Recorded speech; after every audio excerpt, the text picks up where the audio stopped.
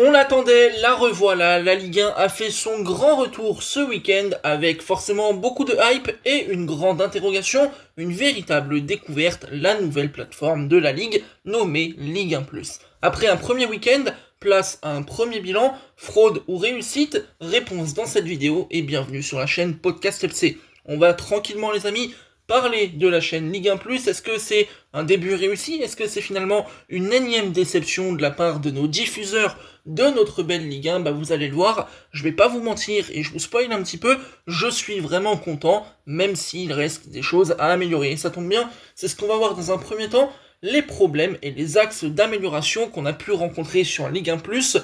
Évidemment des soucis pour certains qui vont être traités avec le temps, bien évidemment, on sait que la chaîne a été créée il y a vraiment peu de temps, donc il y a forcément cette période-là de rodage, et on peut toujours améliorer des choses. Pour les problèmes qui ont été décelés, de mon opinion, mais aussi et surtout de l'avis global des gens, on a noté quelques bugs, notamment via Orange, et beaucoup de choses qui n'allaient pas via Amazon. Visiblement, le service Ligue 1+ via Amazon Prime est un petit peu en galère. On a une qualité d'image qui n'est pas toujours au top d'après certains. De mon expérience, j'ai honnêtement pas eu ce problème-là. Précision, je suis passé via l'abonnement de DAZN à 15 € du coup pour l'Italie, les Pays-Bas et tout ça, mais on reviendra dessus, pas de problème. Une autre problématique de ce petit nouveauté Ligue 1+, c'est certains consultants qui sont peut-être à revoir, avec peut-être certains qui ne sont pas forcément adaptés. Je pense à Diawara qui n'était pas forcément super à l'aise, peut-être d'autres personnes comme ça qu'on pourrait éventuellement remplacer ou alors voir autre chose, d'autres profils de personnes. Il n'y a pas forcément, d'après certains, d'accès au replay. Alors juste avant de lancer, j'ai été vérifié.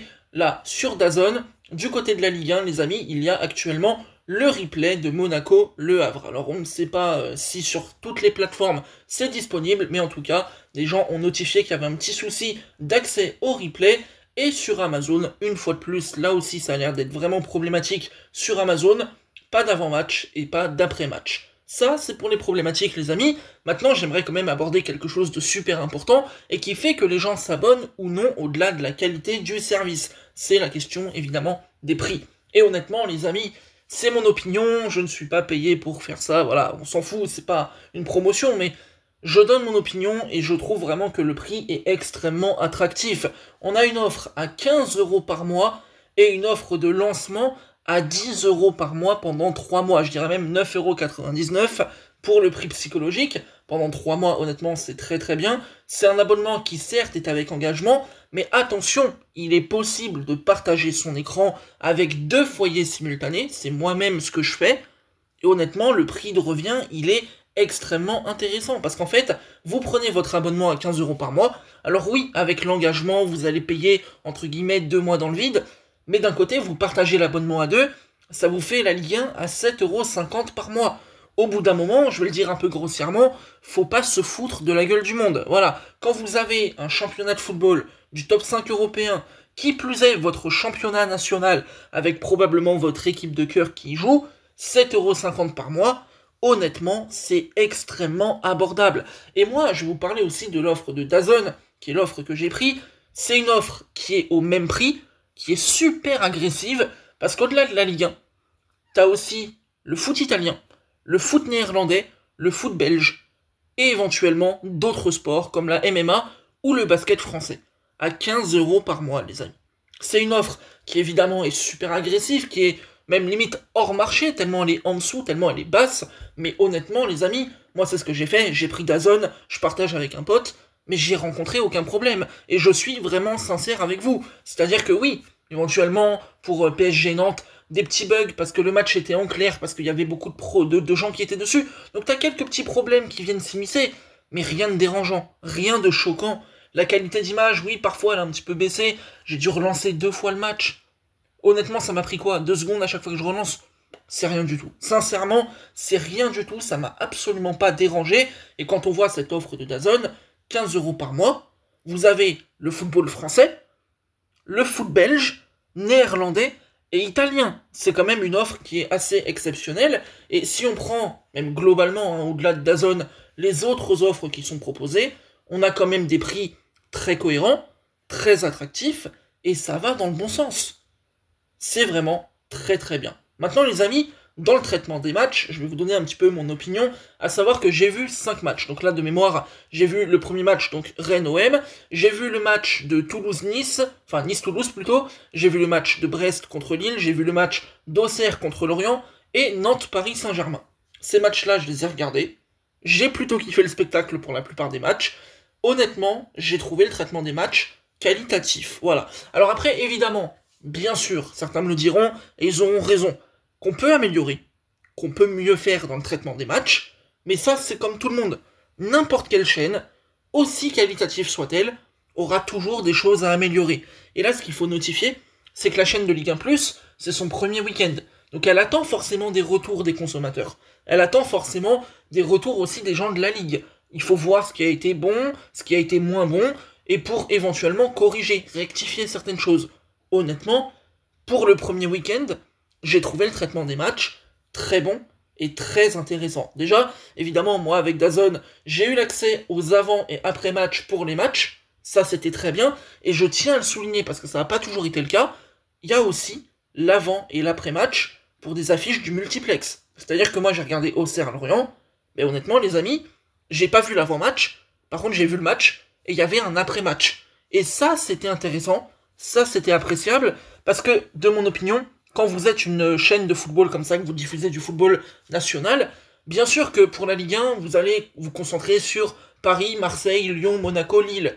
C'est normal, c'est les clubs les plus attractifs de votre championnat.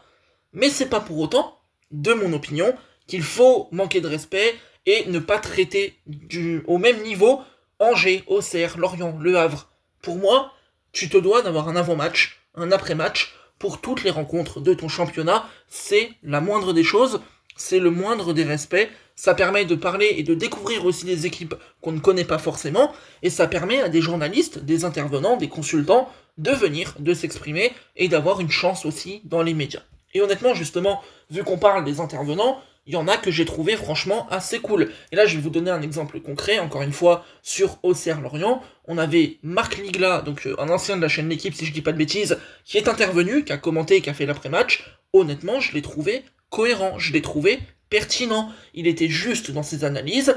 La thématique, la tonalité, c'était franchement bien respecté, c'était appliqué. Personnellement, j'ai apprécié. Voilà, le traitement du match, je l'ai trouvé bon, et j'ai vraiment passé un bon moment. Les commentaires aussi sont quand même pour la plupart corrects. Une fois encore, Auxerre-Lorient, commentaires corrects, j'ai apprécié, c'était sympa, mais on a parfois aussi des commentaires qui sont très très bons, et là je voudrais un petit peu saluer le taf de Ligue 1+, qui a été nous chercher un casting d'une grande qualité, et je pense notamment à Xavier Domergue, qui a commenté Rennes-Marseille, qui a commenté PSG Nantes. Honnêtement, Xavier Domergue, c'est quand même une voix iconique du football, c'est une voix quand même qui est très particulière, très singulière, et honnêtement, aux commentaires, il est compétent, il est iconique, sa voix, on s'y fait de suite, moi ça me fait vibrer. Quand j'entends Xavier Domergue au commentaire, je suis pas le plus grand fan de ce mec, mais je kiffe en fait.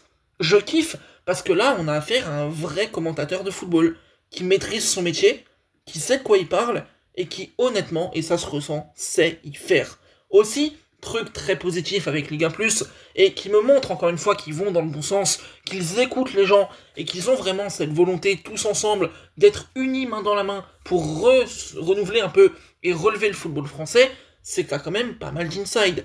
T'as les caméras dans les vestiaires, t'as des appels avec les joueurs, on a vu Olivier Giroud qui s'est échauffé sur un parking, là aussi tu te dis, la caméra est vraiment partout. Alors après, certains vont peut-être pas kiffer, certains vont dire que c'est trop, c'est une opinion que je peux comprendre. On a eu notamment les caméras dans les causeries des coachs, pendant les pauses fraîcheurs et tout, mais honnêtement, moi je trouve ça cool. Ça donne plein de séquences assez sympathiques, on a vu notamment Donovan Léon, ils l'ont appelé en direct, comme il l'avait fait avec Djibril Sidibé dans le vestiaire de Toulouse. Donovan Léon était au contrôle antidopage. Pour les gens qui ne savent pas ce qu'est un contrôle antidopage, ils ont pu voir un petit peu l'envers du décor. Il y a cette proximité avec les acteurs, et j'ai vraiment ressenti que coach, joueurs, journalistes, consultants, intervenants au global avaient cette volonté commune d'aller dans le bon sens, de marcher ensemble, main dans la main, pour renouveler le football français. Aussi, il y a le plateau, honnêtement j'ai trouvé que Thibaut Leroll et Marina Lorenzo sont très très bons dans leur rôle, et là pareil, on est sur des personnalités qui sont très très bien choisies, qui ont l'habitude de faire ce métier-là, et qui le maîtrisent très très bien. Perso, et je sais que c'est pas le cas de tout le monde, j'aime bien le fait que sur le plateau, il y ait des costumes, Ça fait émission sérieuse, c'est vrai. Certains m'ont dit que c'était que la Ligue 1, qu'il fallait un petit peu se calmer sur les tenues. Perso, je trouve que c'est cool sur le plateau d'avoir une tenue où voilà, t'es propre, t'es beau, y a pas de problème. On a un plateau qui certes est petit, mais honnêtement, il est plutôt beau, il est plutôt stylé, comme dit Riolo. On a enfin du public sur le plateau, là pareil, c'est un détail, mais ça donne de la vie au plateau, ça permet d'animer encore les émissions, d'avoir des moments d'applaudissements et tout. C'est vraiment cool, il y a de l'interaction, il y a un peu plus de vie qu'avant, ça c'est vraiment, vraiment très très bien. Mais pour autant, je pense que les consultants peuvent encore gagner en naturel. Et enfin les amis, dernier point, c'est le contenu additionnel. Et là j'ai envie de vous dire, merci, et enfin la Ligue a compris et écouté les fans de football. Déjà en contenu additionnel, avant que je l'oublie, parce que je ne l'ai pas noté, je vais compter quand même les buts repostés sur les réseaux sociaux. Et là, mais putain, mais merci quoi, enfin bordel, enfin les buts sur les réseaux sociaux. Certains ne comprennent pas l'importance, mais en fait quand vous postez sur les réseaux, un but qui a été marqué en Ligue 1. Déjà pour les fans, ça peut être cool, si tu ne peux pas voir le match, tu vois, oh cool mon équipe a marqué, le but je le vois, c'est sympa. Et ne pas attendre le lundi pour qu'il y ait tous les résumés. Ça c'est cool, déjà d'une part, mais surtout quand t'as des buts de ouf. Quand t'as par exemple Olivier Giroud, qui a fait notamment un très bon match contre Brest, qui va aller marquer. Mais ça fait du like, ça fait du retweet, ça fait du partage, ça fait du commentaire, ça fait du référencement, en masse, et tout ça de manière gratuite. Poster les buts sur les réseaux et les laisser, parce que jusque-là j'ai pas vu de suppression, c'est un très bon point, et ça permet de faire ce qu'on appelle de l'UGC, donc c'est-à-dire qu'en gros, l'utilisateur génère de la publicité pour ta chaîne, pour ta marque, pour ta Ligue 1, et du coup, en partageant, en retweetant, en likant, en commentant, et ben en fait, il va montrer ton produit aux gens, à l'international, en France, et en fait, t'as pas besoin de faire d'efforts, c'est-à-dire que tu fais un tweet, un post sur les réseaux, tu laisses, et les gens, la magie va s'opérer de manière mécanique. Donc ça c'est très très cool. On a aussi d'autres contenus additionnels. Là je me dirige vers la page DAZN, excusez-moi, pour regarder. On a des buts de certaines légendes de Ligue 1. Donc là il y a Ibrahimovic, on a Mbaye, pourquoi pas, bon après tout, Balotelli, Aubameyang, Falcao, il y en a d'autres. On a des mini-reportages sur des joueurs de légende. Donc là il y a Zidane, il y a Ronaldinho, Eden Hazard, Paoletta, enfin voilà, il y en a vraiment pas mal. J'ai vu aussi qu'il y avait les arrêts de gardiens. Perso, je me suis fait ceux du Golioris et de Sirigu. J'ai bien kiffé, c'est assez sympa. Ça fait du contenu en plus, si jamais t'as envie de te poser pendant une mi-temps à regarder « Oh tiens, les buts de Falcao, si je me les refaisais !» C'est vraiment sympa, c'est vraiment cool. Ils ont été cherchés dans les archives. Il y a d'autres reportages, avec notamment les épopées de légende, avec plusieurs équipes. Donc là, il y en a 4. Paris, Lille, Bordeaux et Lyon, c'est assez cool sur des saisons bien spécifiques. On a des rivalités de légende avec OM-PSG, Lyon-OM et le Stade Rennais contre le FC Nantes. On a des mini-reportages aussi sur les clubs. J'ai pas pu regarder vraiment là pour le coup ce que ça pouvait donner. J'ai vu un petit extrait, ça a l'air d'être assez sympa. Et en gros, de ce que j'ai pu voir et comprendre, c'est que tu as tous les clubs de Ligue 1 qui sont traités. Ça, d'une part, c'est cool. T'as un reportage qui dure à peu près 10-15 minutes. Et en fait, tu t'intéresses un peu à la vie du club, t'as un intervenant, peut-être un joueur ou un coach, qui est interviewé, qui va te faire le fil conducteur. Et honnêtement, ça c'est du contenu additionnel, c'est pas le plus important, c'est pas le truc qui va révolutionner ta chaîne, mais il faut quand même le reconnaître, c'est très appréciable, c'est très agréable. Parce que ce contenu-là, il faut comprendre un truc, c'est que nous les fans de football, on a envie de voir du football tout le temps. C'est bien d'avoir les matchs le week-end, sauf que là on est lundi les frères. Je me gratte les veines, je n'en peux plus, j'ai besoin de ma dose de football. Quand tu peux aller sur ton application, avoir les matchs en replay, avoir les top buts, avoir des mini-reportages, mais honnêtement, c'est très très cool à voir, et c'est vraiment super sympa. Donc voilà les amis, c'était mon avis sur Ligue 1+, vous l'avez compris, je suis vraiment vraiment très content de ce qui est fait jusque-là. À voir quand même, parce que c'est le petit warning, si ça va durer dans le temps, si vraiment ils vont mettre cette application-là à long terme, et si tout le monde va jouer le jeu jusqu'au bout. Mais en tout cas, les débuts sont vraiment encourageants, et j'ai hâte d'être au week-end prochain pour voir la suite. C'était Podcast FC, n'oubliez pas le like et l'abonnement pour me soutenir, ça me fait énormément plaisir, et ça m'aide beaucoup. On se retrouve très bientôt pour d'autres sujets sur la chaîne, je vous souhaite une excellente fin de journée, et salut.